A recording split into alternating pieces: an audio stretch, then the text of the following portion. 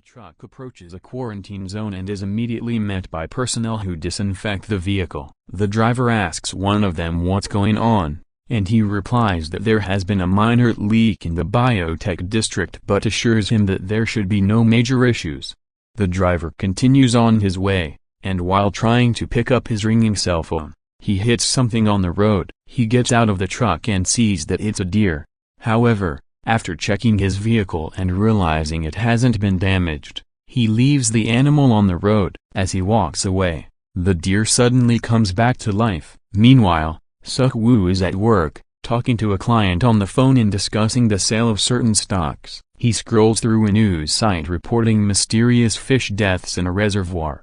His assistant walks in, and Suk-woo instructs him to sell all shares from that company. Later, he parks his car and argues with his ex-wife on the phone about their daughter. The girl wants to visit her mother the next day for her birthday, but he doesn't want to let her go alone. He arrives home, where his mother opens the door for him. Walking into his daughter's room, he finds her on the phone with her mother, saying she will take the train alone. She notices him and quickly hangs up. Suk-woo sits next to So-eun and asks her to wait a week until he has less work so he can take her to Busan himself. He gives her an early birthday present, but she opens it and sees that it's something he has already given her before.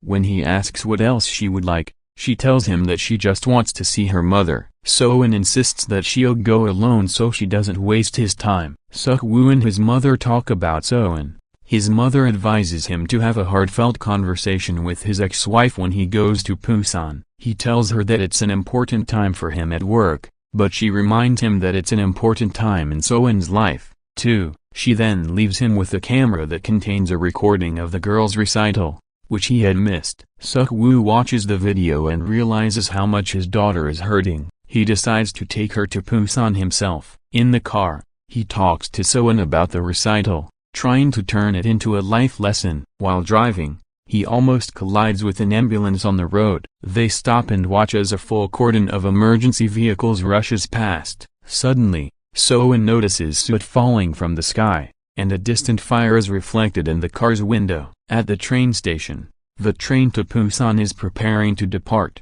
The conductor enters his cabin, and the attendants make their final preparations. A baseball team boards the train, and their coach instructs everyone to sit down. One of the team's cheerleaders walks in, and Anil offers Jung Yu the boiled egg. Just as Suk-woo and his daughter board the train, he calls his office and tells them he'll be back before lunch. As the train departs, a wounded woman stumbles into one of the cars. So-eun looks outside and sees a man attacking a station worker. The injured woman who entered the train has a bite mark on her leg. Meanwhile, Yeon tells one of the attendants that a strange man jumped onto the train and has been in the restroom for a while. Curious, So-eun goes to check what's happening. The man in the restroom keeps repeating that everyone is dead, but the attendant doesn't understand what he means and tries to persuade him to come out. Meanwhile, the bitten woman walks through the train and suddenly collapses, but no one seems to notice. So-eun needs to use the restroom but runs into Sang-hwa, who is guarding the door for his pregnant wife. He tells her to use another restroom in the next car. The female attendant finds the bitten woman convulsing and immediately calls for medical assistance. Suk-woo is awakened by his phone and realizes So-eun is missing. His assistant tells him that something is happening nationwide. He hangs up and starts searching for his daughter. Passengers in the train car watch the chaos unfold on the TV. The attendant keeps calling her chief, but he doesn't respond. Suddenly, the bitten woman stands up completely transformed into a zombie. Her chief rushes toward the car, but before he arrives, So-eun enters the restroom. The infected woman bites the attendant, and as they stagger into another car, panic spreads among the passengers. The baseball team is attacked next, and the infected attendant turns into a zombie as well. Chaos erupts as the lead attendant instructs the passengers in the next car to run. Meanwhile, Suk-woo searches for his daughter, but before he can find her, he sees the horrifying scene unfolding in the other car. So-eun hears the screams as well. Passengers run past them in terror. Suk-woo watches as the chief attendant is attacked by the infected woman, quickly turning into a zombie himself. So-eun appears behind her father, and he grabs her, running as a massive horde of zombies floods through the train. Sang-hwa tells his pregnant wife, Sung Ki-yeong, to hurry when he suddenly notices something is wrong. A zombie bites into a woman in front of them, and the nightmare continues to unfold. At Sung Ki-yeong's urging, Sang-hwa attempts to help but is suddenly attacked. Suk-woo runs into the next train car as Sang-hwa locks the zombie inside the restroom. He tells his wife to run, but soon, more zombies arrive, and the remaining passengers are still watching in shock. The chaos unfolds on TV as people from other cars rush inside. Suk-woo quickly shuts the door in front of Sang-hwa's face. Just before the zombies can reach them, Sang-hwa manages to fight off a zombie, and they enter the next car, sealing the door behind them before the creatures can get in. Suk-woo notices that the zombies don't seem to know how to open doors. He realizes they only attack when they see their victims, so Sung Ki-yeong covers the door's window, successfully pacifying the zombies. The conductor makes an announcement that the train will not be stopping at the next city. Yeon-sang speaks to him over the intercom, asking if he even understands what's happening on the train. The conductor replies that the order came from the control center. Suk-woo receives a call from his mother, who is worried about them. She tells him to take care of his daughter. As they talk, she suddenly turns, and Suk-woo realizes what has happened, but he doesn't tell So-in. The train slows down as they pass a station, where people are seen banging on the windows, desperately pleading for help. Before anyone can react, zombies swarm the station and attack them, tearing them apart. In a public announcement, a government official informs citizens that violent riots have broken out in several major cities, resulting in countless deaths. The government has locked down multiple districts. Yeon-sang tells the attendant that they must leave if they want to survive. The cheerleader protests, saying they can't go because her friends are still out there, but the attendant calls the conductor and tells him to depart. Meanwhile, Sang-hwa finally locks the door, but suddenly, the horde breaks through the glass. As the men are running away, they see that the train is moving and rush toward it.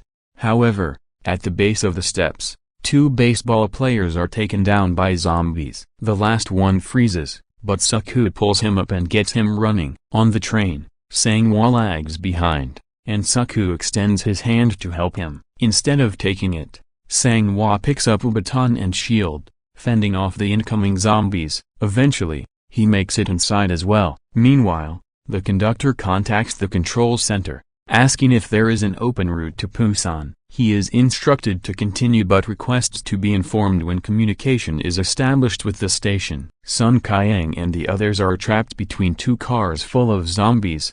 She spots an open restroom and signals for everyone to get inside. As Sung Ki-yeong steps in, a zombie attacks her, but they barely manage to keep the door shut while the rest of the zombies pile up. In another part of the train, some passengers are covering the glass doors while the conductor announces that they are heading straight to Busan.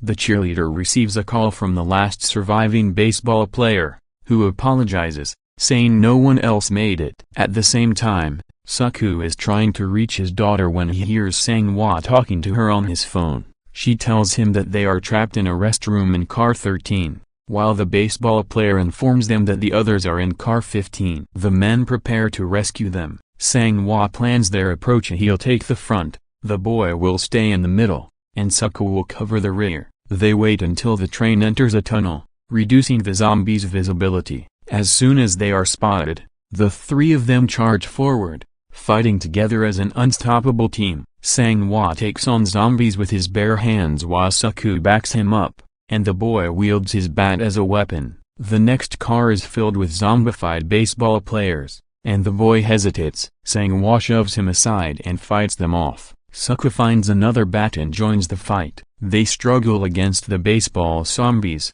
but the boy is too frozen in fear to help. Suddenly, the train enters another tunnel, and the zombies start acting strangely. Suk-woo distracts them by making noise with the bat, allowing them to escape. The moment they reach the doors, the train emerges from the tunnel, and the zombies attack again. They take refuge between train cars, and Suk-woo comes up with a plan. Using their phones as decoys, they wait for another tunnel. In the darkness, they sneak through the zombie-filled car while Suk-woo throws a phone to the back and calls it, luring the zombies away. They successfully escape without a fight. Reaching the restroom, They are relieved to find the others. The baseball player locates another restroom, and when the train passes through another tunnel, he gets the rest of them inside. Sang-ho figures out how long they have until the next tunnel. The boy texts his girlfriend in car 15, and she shares the news that he is coming. However, Yeon-sung dislikes the idea,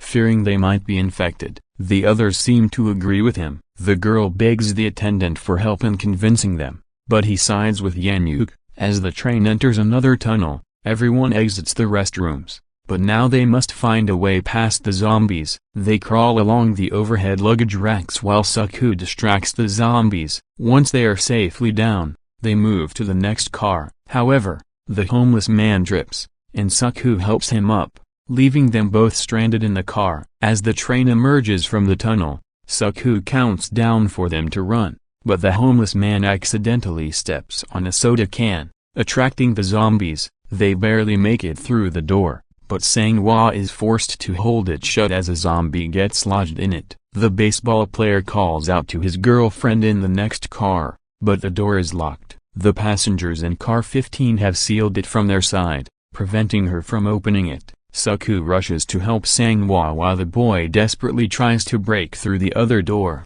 Suddenly, a zombie bites Sang-hwa. They finally manage to break open the door, and the baseball player attempts to enter, but Yeon-sung holds it shut. Jang Gil and the cheerleader try to fight him off from the inside. Pusanhaeng starts walking toward her husband, but he tells her to stay back. Realizing he won't make it, he tells Sang-ho to take care of her and their unborn child. Sang-ho apologizes as Sang-hwa, exhausted, tells him to go. As the door breaks apart, Sang-hwa puts up one last fight, holding the zombies at bay. The others manage to get inside. Sang-ho grabs his daughter and Pusanhaeng, but he doesn't reach Anil in time. Forced to shut the door, he immediately turns on Yeon-sung, attacking him and calling him a bastard. Yeon-sung accuses Sang-ho of being infected, and the attendant tells them to move to the vestibule. The passengers in car 15 agree, demanding they be locked away. The homeless man steps out first, followed by the cheerleader,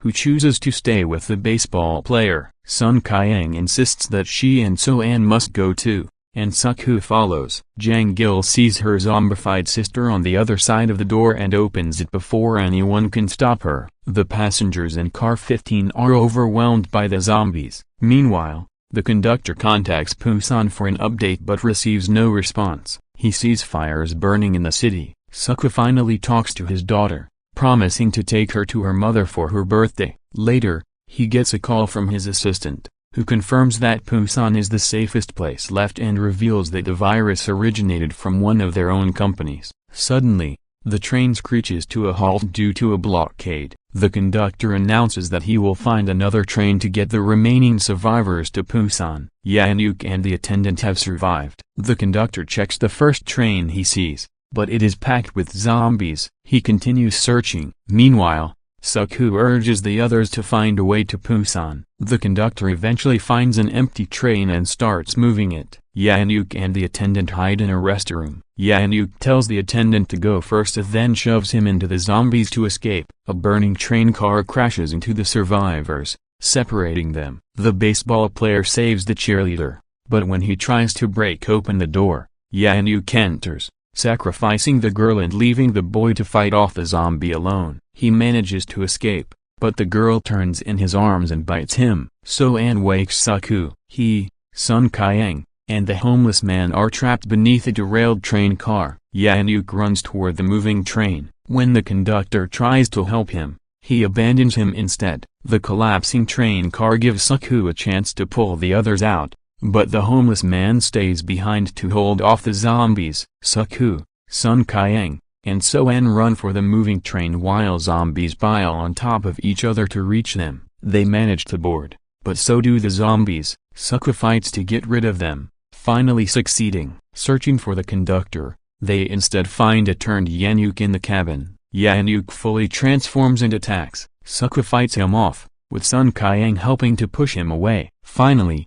Sang-ho throws him off the train but realizes he was bitten in the process. Knowing he is about to turn, Sang-ho locks himself outside the cabin, instructing So-an on how to use the brakes. He tells her to stay with Pusanhaeng and reach Busan. where it is safe. So-an refuses to let go, but he gently removes her grip before he turns. As his transformation begins, he reminisces about the day she was born and then jumps off the train. Sun Kyang and So-an are forced to leave the train due to a blockade on the tracks. They continue walking through the wreckage, eventually entering a dark tunnel. On the other side, the military has snipers ready to fire. Unable to determine if they are infected, the soldiers are ordered to shoot until So-an starts singing her recital song. Realizing they are survivors, the soldiers lower their weapons.